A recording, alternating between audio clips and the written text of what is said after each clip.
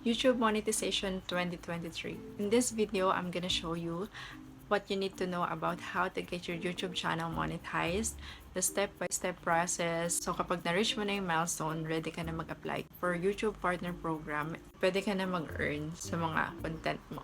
So first thing is follow their policies, like this one. Second thing is to live in the country na available yung YouTube Partner Program. Like sa list na nandito, majority naman ng country list, nasan ka man, there's a really good chance kasama ka or maging part ka ng YouTube Partner Program.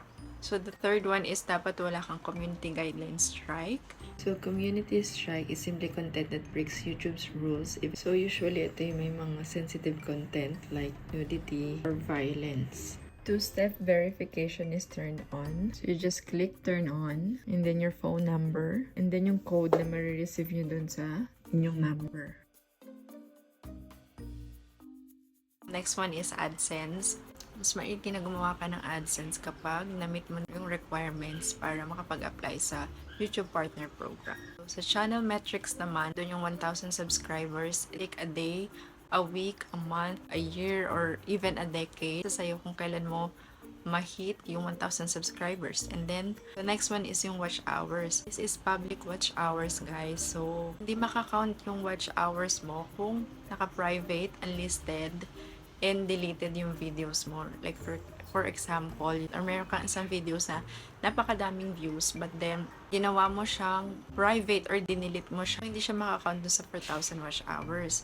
So, importante guys na naka-public yung ating videos or content. Meron kang 365 days or 1 year para mabuo mo yung 4,000 watch hours.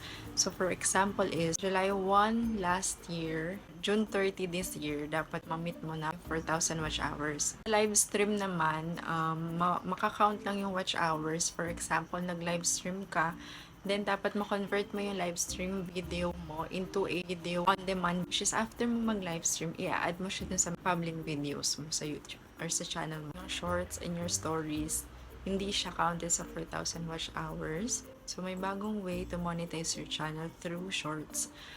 Or yung hindi ka na mag-upload ng mahabang video, pwede siyang 15 or 30 seconds. So, sa shorts, dapat meron kang 10 million views within 90 days. So, it's dapat hindi mo lang kinopya yung video na i-upload mo. It should be original. Pwede na review ng movie, food, or product like that.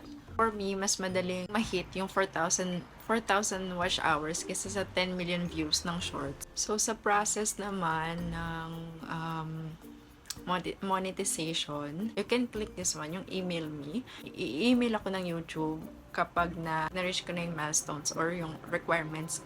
But then, hindi ako naka-receive ng email. What I did, chinek ko lang yung YouTube Studio and then nakita ko na nakahit ko na yung mga requirements. This is what you're gonna see kapag na-hit nyo na yung requirements. For me, mas okay na i-check nyo from time to time yung inyong YouTube Studio para nakikita nyo or na mamonitor nyo kung eligible na ba kayo mag-apply for YouTube Partner Program. So yung three steps to apply. Just click apply now. And then click to start. Tapos review nyo lang yung base terms. Then, accept nyo lang yung terms.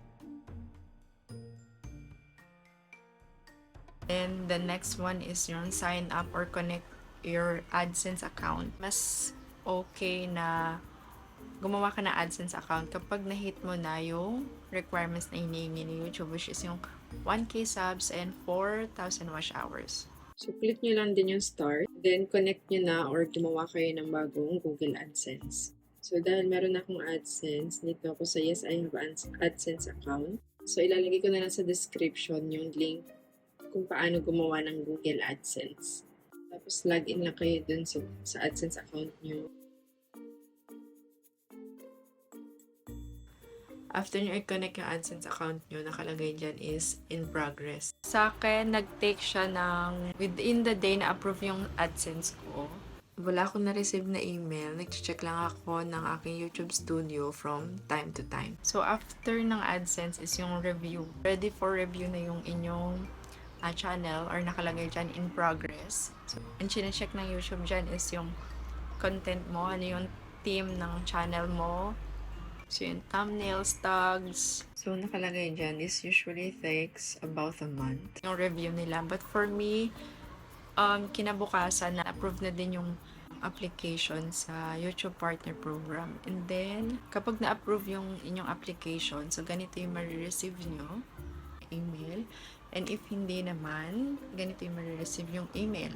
Hindi kayo ma-approve, it will take a certain amount of time bago ulit kayo makapag-apply. So, next thing na gagawin mo kapag na-approve ka is to turn on all ads sa existing videos nyo. Just click get started, then turn on. So, accept the terms and then next. So, kung ano prefer nyo na ads.